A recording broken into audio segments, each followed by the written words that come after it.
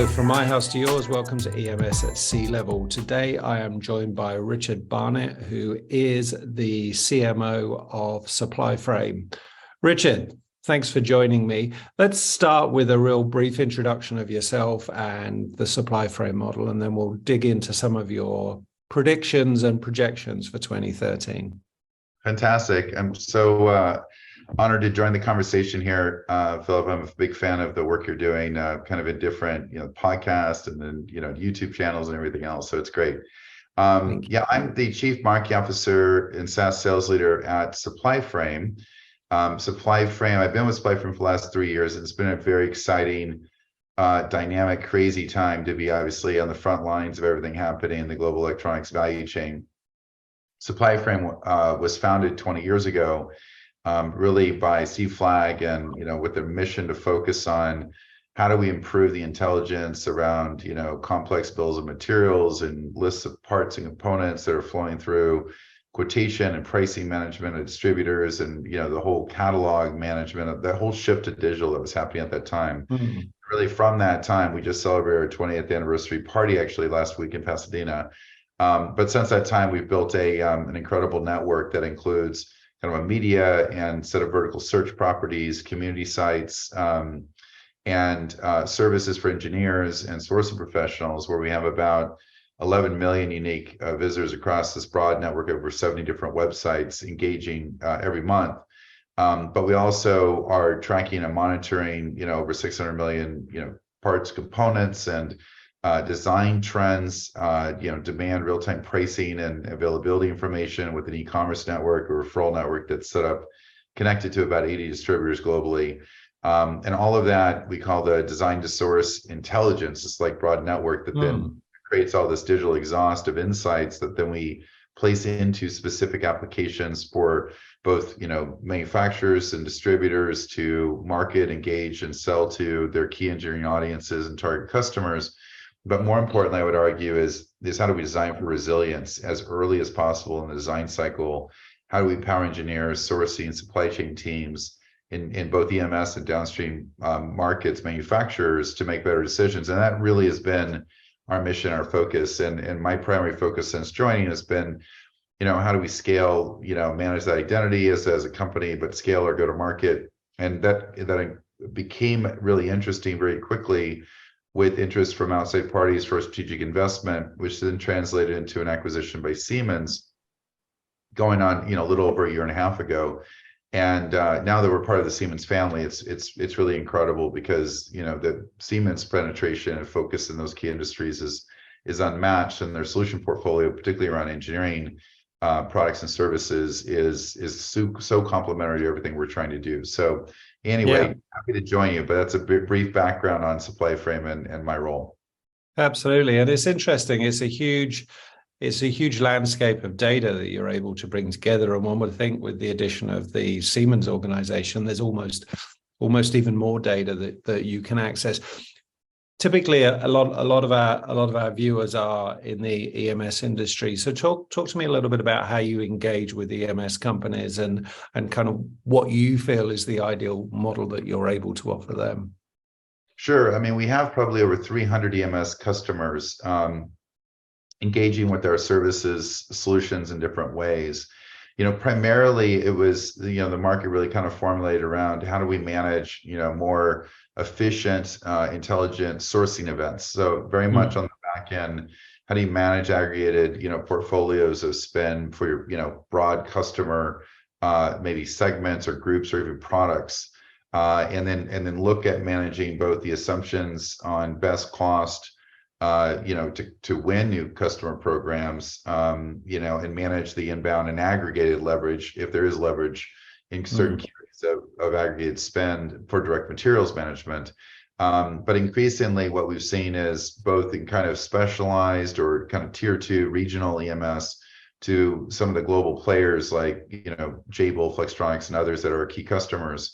There's two trends. One is how do you improve the intelligence and then ongoing management of risk pooling with customer programs, given all the chip component shortage challenges and the sort of very unequal balance again of liability and managing or making proactive decisions to minimize that risk. There's a big opportunity there. And then the other part of it, I would say, is, how do you specialize and build maybe value-added services, which have a higher margin than just manufacturing value add. And some, key customers, both some of the largest global players as well as more specialized EMS players by region, including some ODMs, are, sort of increasing looking at what is that additional service layer, and how do they do that in either an integrated way or as a strategy that'll scale. And so that's really interesting, seeing that innovation cycle happening right now as well. Yeah, I think it's interesting. You talked about the design side and how that whole design for manufacturability and stuff works. One of the terms we've been using this last year is design for disruption. So not just in terms of products, but also in terms of business models and how you do all this. And when I look at what's happened in the last year, talk to an EMS CEO or two every week, they found that they've had to create this open, much more communicative relationship with their customers. And I feel there's been a frustration that hasn't perhaps been reflected on the supply side. Do you think that's something that the old distributor model perhaps didn't lend itself to having that flexibility? And people were talking about glass factories 5 years ago. Now they're talking about glass pipelines. How do we improve that relationship between the EMS and their supply chain? Well, I just love this question, because it's as we've seen it evolve over such a long period of time, and in some ways, one of the key observations I would say, we've done research in digital maturity surveys. We've looked at kind of all the insights and data we have across our network. There's this bizarre dynamic where the electronics value chain is the least digitally mature of any of the pure industries downstream that generally they serve, right? So you've got the entire electronics value chain is literally the driving force of all digital transformation downstream in multiple industries, whether it's combining software, new hardware electrification, new digital services. But at every tier, you have this problem of, investment, thinking about digital transformation, guiding through it. The reason why I frame it that way is it's not just isolated at one tier. You can see it kind of at every point of major engagement, where the evolution of both business model. So, how am I measuring joint success? How do we invest together in joint success metrics? Versus an older school view of, information is power. I'm going to hide information because I'm going to play a margin game where I can leverage that differential imperfect information imbalance to generate additional incremental profits, because the lowest margins in the economics, electronics value chain are at EMS and then distributor. And that game has basically been so institutionalized.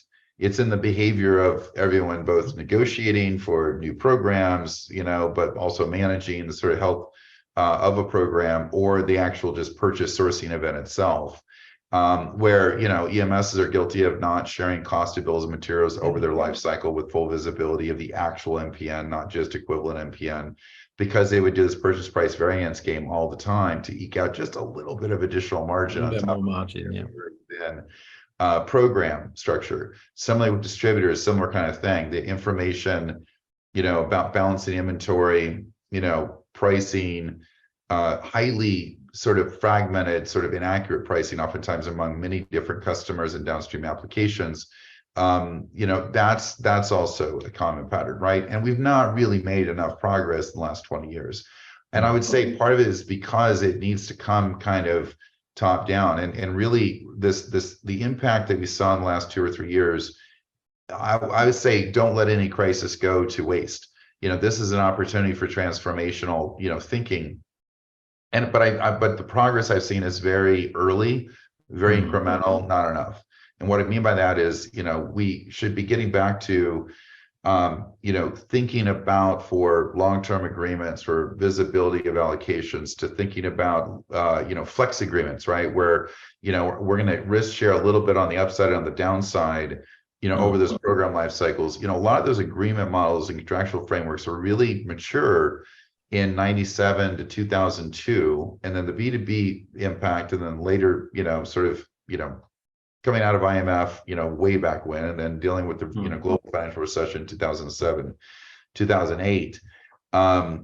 We've lost that notion, right? And I think another part of it is that a lot of this reflects lack of alignment around business model transformation, thinking of executive leaders in the key functions. So you see it often in OEMs and manufacturers where, sourcing is measured only on cost down. Engineering teams that do turnkey outsource, design for a subsystem are measured only on quality target to design. The CFO's keeping score, but they're looking in the rearview mirror because they're only looking at purchase price variance, or they have no visibility to the variability in the cost of an EMS program. It doesn't live in their ERP environment. I mean, all these classic challenges mean you get a lot of bad behavior and pressure on how they're managing the actual program risk and success in general. And similarly with, distributor and direct to, say semiconductor and passive suppliers, I think there's an opportunity to make sure that we're sharing more accurate forecasts around gaming and double booking, and that's rewarded with, greater on-time performance, accuracy, some notion of maybe have an allocation, and what is the premium for that? And I think the business modeling is not sophisticated enough to actually start negotiating terms that are based on risk pooling or long-term agreements in the right way, where there's truly a win-win opportunity in many of those accounts. A lot of default behavior, a lot of spot buy, a lot of on the tactical negotiation, fragmentation of agreements. There's a huge opportunity for almost every player in the value chain. I mean, it's a long-winded answer, but it's something that every day we're really passionate about. How can we help, meet everyone with where they are and help them get to that next step? Yeah, no, I absolutely agree. And I look at what happened in the last 12 months, and there's a lot of it that didn't work. And there's a lot of frustration and a lot of pain as a result. And I think if not now, when? It is the ideal opportunity to kind of look at those relationships. And I also think, perhaps we're moving to a world where, we're not just making profits in those little corners where we're hiding secrets, where we should be able to be more open and more collaborative and create new models. When I talk to EMS guys, they are keen that their component distribution side of their business comes to them and sits down at the table and actually talks about the long-term strategy, because that's a discussion they're having to have with their customers every day now. And their customers have done this weird thing where they've switched from projections to purchase orders. And the purchase orders are no more knowledgeable than the projections were. So we've got an interesting situation. I wanted to just shift gears to the market, because I think that plays to that quite well. Where do you see that shift in terms of the supply and demand pendulum at the moment?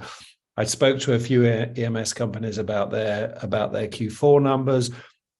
They'd managed to shift some cash out of inventory into back into working capital, where they could use it for other stuff, which was important to them.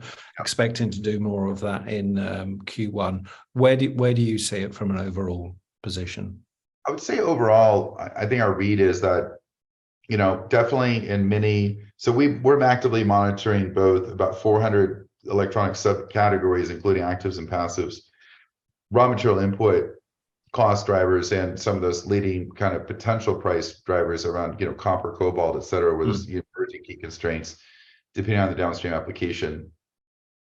And then our network really spans globally. So we're seeing both net new design intent and activity, across, 39 different countries where we have kind of enough, sort of density of insight. But it's really interesting because you see geographic patterns, both that are determined to longer term demand as well as the near term, lead time, inventory, and kind of price changes. And overall, we're seeing incremental improvement in lead times, more stabilization of pricing across almost every commodity category. We're also observing specific zones of inventory buildup, and both that either being held definitely by distributors, but also down further upstream by OEMs and for EMSs as well, where their days on hand inventory have almost doubled.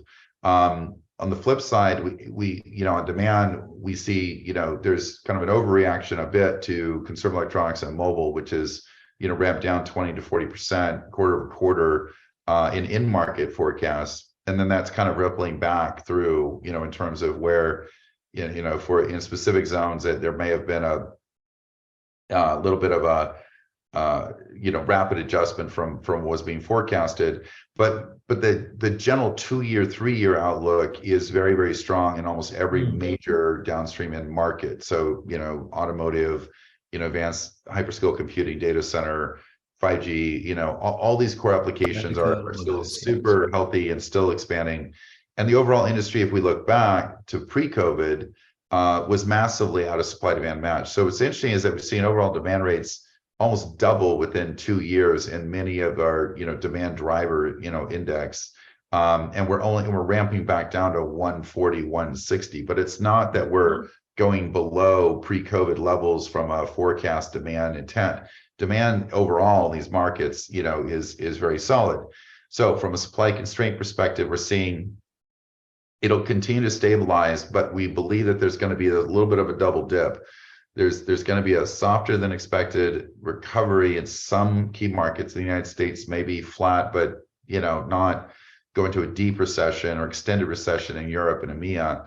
And that may shift consumer markets around a bit eventually, but right now we're seeing it's more about inventory consumption. So if we can eat through 2 months worth of inventory that was built up in these specific areas, we're actually going to see renewed signs of emerging supply constraints and increasing lead times come back again as a second wave. But it's going to be very fragmented.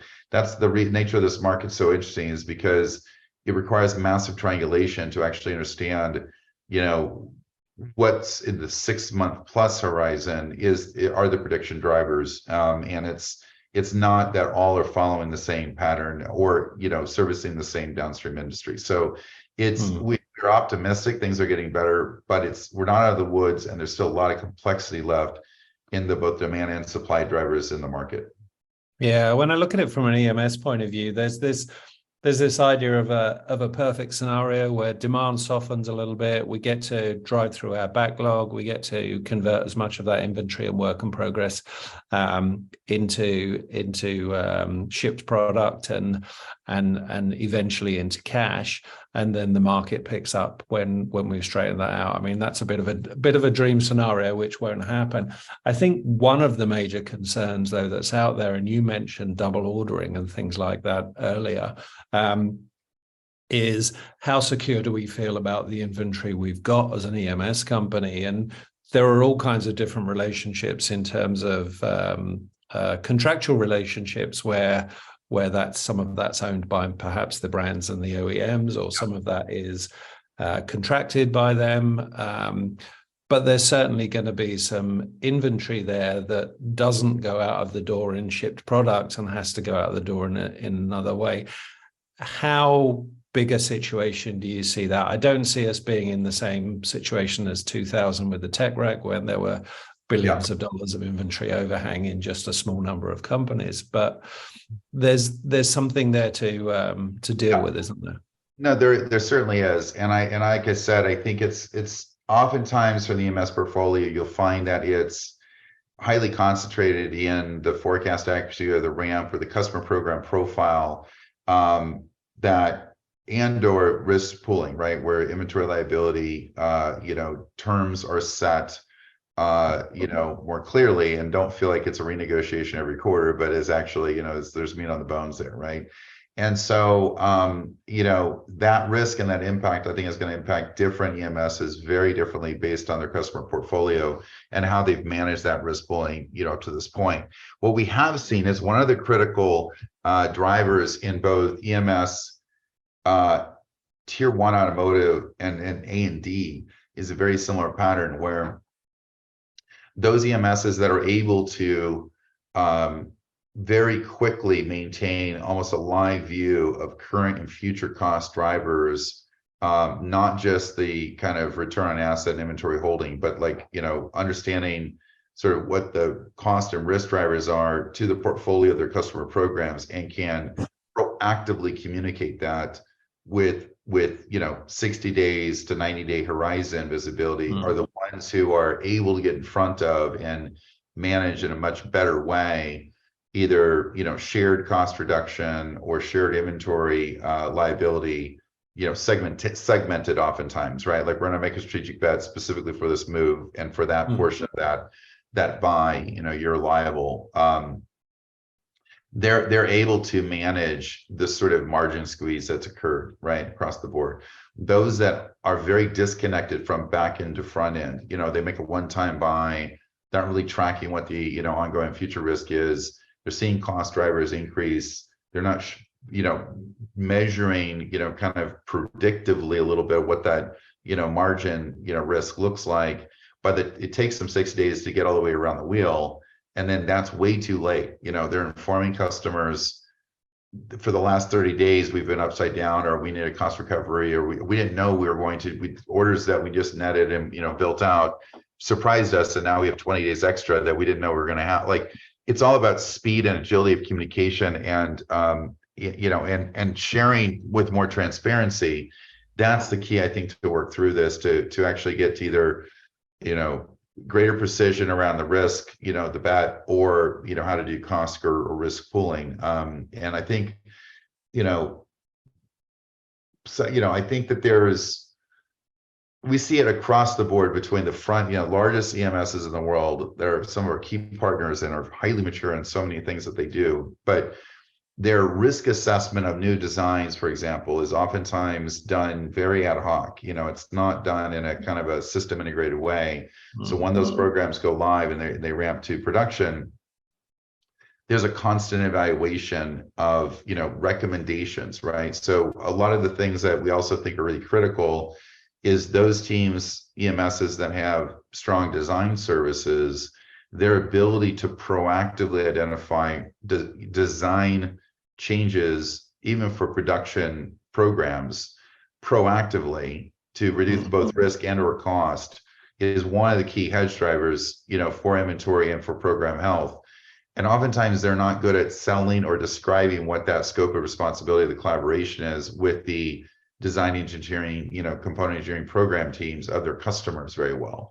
And that's an area that I think is much more interconnected than it's ever been before. It's not serial and sequential. It needs to be this kind of constant shared, agile loop of assessing. And I think that's another area where very nimble, targeted EMSs are really great in their specific domain area, are really great at doing that.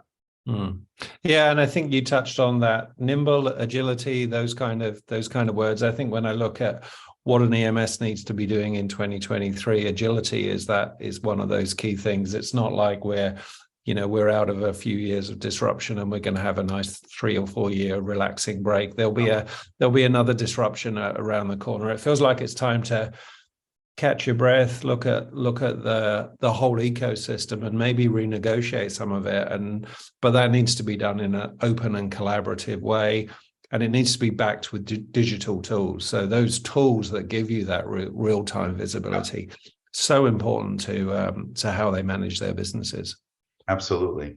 We think that kind of, investing in the right forms of analytics, outside intelligence, more predictive insights, and then digitizing what an active customer program, the risk cost drivers are, in a way that the mindset is how it constantly changes. There were, now that we're part of Siemens, you'd use the term the digital twin or the digital thread of those programs. Too often we're focused on cost efficiency, we're focused on process, standardization, repeatability.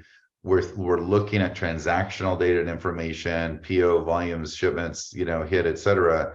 And in all of that, we're losing a digital, intelligent, outside-in view of where we are now and where the market's going. And those decisions are very siloed, and they're put too much pressure on a few commodity managers or a few folks that are looking more strategically at the customer program. And now I think we've sort of stress tested that process and that sort of siloed approach and that over bias towards looking at your internal data versus the market is just not feasible anymore. And I think the good news with all that is it's a very exciting time to drive innovation and tie, a roadmap for improvement directly back to the health of how you're supporting your go-to-market, profitability, success of the customer programs. That I think all the truth lies there. That's where the innovation opportunities are. Yeah, no, I absolutely agree. I think your value proposition is infinitely easier to prove after the disruption we've had than perhaps it was before. And the value of digital tools and data that isn't just general market data, but is actually dashboards that are very specific to the whole ecosystem of my own manufacturing are hugely valuable. Richard, absolutely. Thanks so much for your insight today. It's been really interesting.